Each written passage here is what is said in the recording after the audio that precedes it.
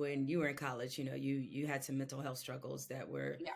obviously related to, um, some of the eating disorders that you had and the body dysmorphia. But you have been battling these disorders since high school. Yeah. Um, yeah, what was it that triggered this disorder? Me just wanting to be the best, but in an obsessive way. I always struggled with my weight. I was always like the bigger girl on the track. I mean, I was the girl that can go and do like 10 push-ups, and I would have like broad shoulders. I got muscle very easily. And so I had like a lot of coaches saying like, if you lose weight, you'll run faster. But I took that to the extreme. I was training like 3 times a day, and then I lost weight, of course, but then I reached a plateau. And so I was like, why am I not losing weight?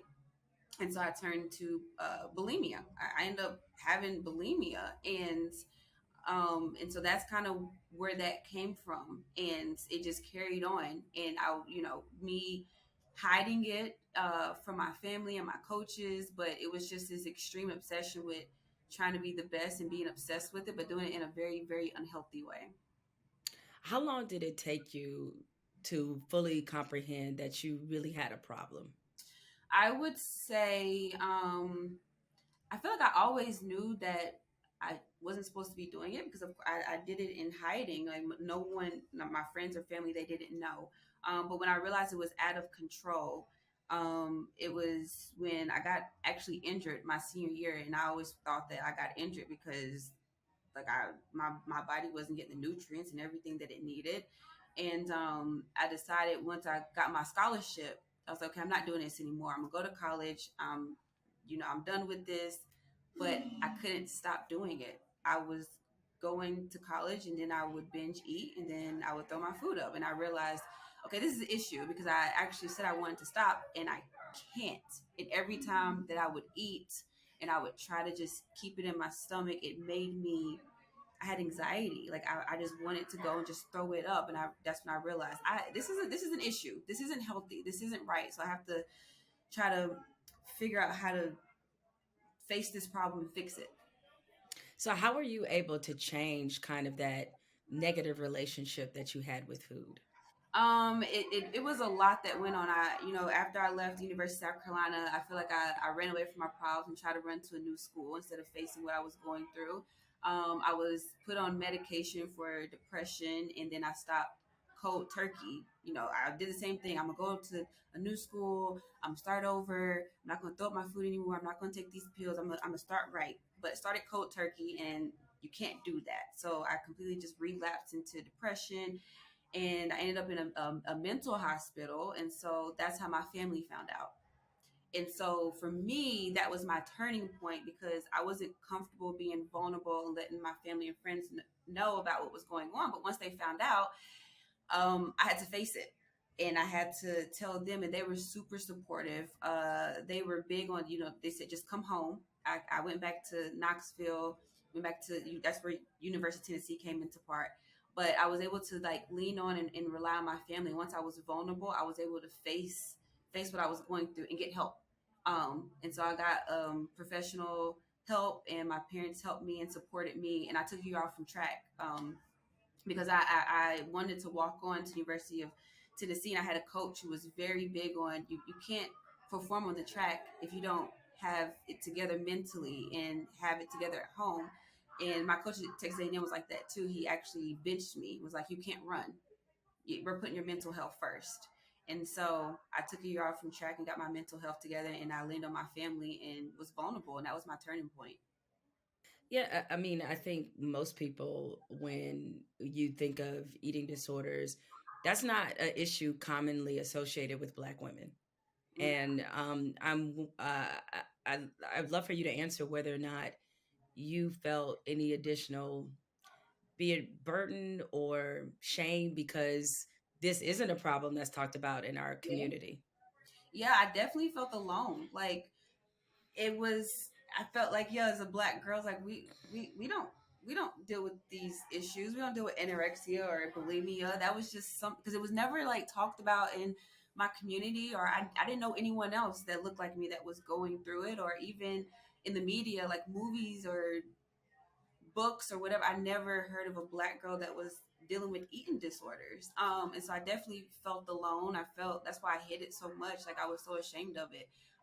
Even with my friends. And so I definitely felt oppression. I felt like something was wrong with me. I was ashamed of it. And I felt very, very alone about it because I didn't know anyone or see anyone or hear about anybody else that was going through it.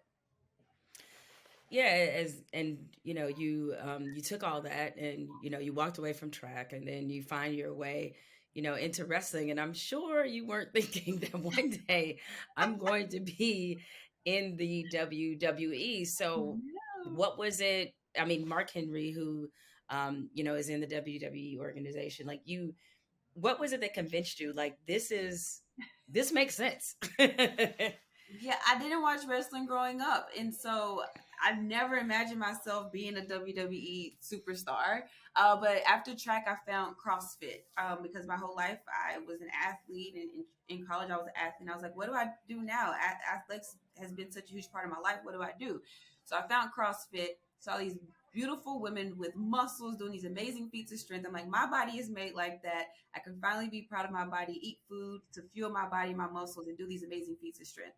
And like I said, I got into CrossFit and I realized I was being so stressed out with trying to be the best and grinding and working hard. I'm supposed to be having fun. So with CrossFit, I decided I was going to start having fun, and I was making my own outfits. I was showing up in like sequins and tutus and grabbing the microphone and talking to the audience. And so Mark Henry saw a video of me. He's a Hall of Famer.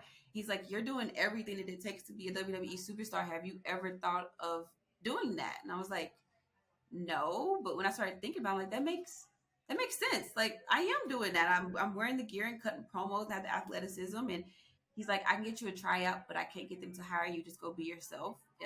I did 2 tryouts and they hired me, and I walked into WWE in 2016. I had no idea what I was walking into. Like I didn't know how to do a headlock, a wrist lock.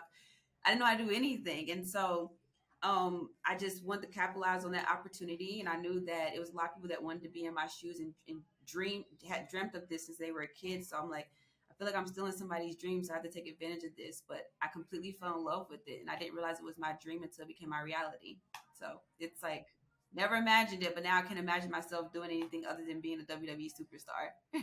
So when you started with the WWE, and I believe it was 2016, like what were your expectations? I didn't really have any expectations because I didn't know what to expect. Like you said, like I said, I didn't really watch wrestling growing up, so I didn't know what to expect. I was trying to, start watching it and YouTubing things, and I just knew that this was an amazing opportunity, and I wanted to make the best of it. But it was times when I was there, and I'm like, I'm going to get fired. I'm not going to know what I'm doing. I have like because I had never experienced walking into an environment and not knowing anything. Like in my past, even doing CrossFit the first time, I was able to pull from track. I was able to pull from, I had lifted weights before, I had done gymnastics before. With wrestling, I was like, there's nothing in my athletic background that I can really pull from right now. I'm just starting from scratch. And I didn't know what to really expect, but I knew that I loved the thought of performing and competing in front of a crowd. And so I just went in just like, well, let's see what this is about and take and make the best of it. So when you're, like you said, you're walking into a completely foreign environment. Once you started to feel the contact of the sport, and it's intense, like how did you handle being like thrown around in the physicality of something you had never done before?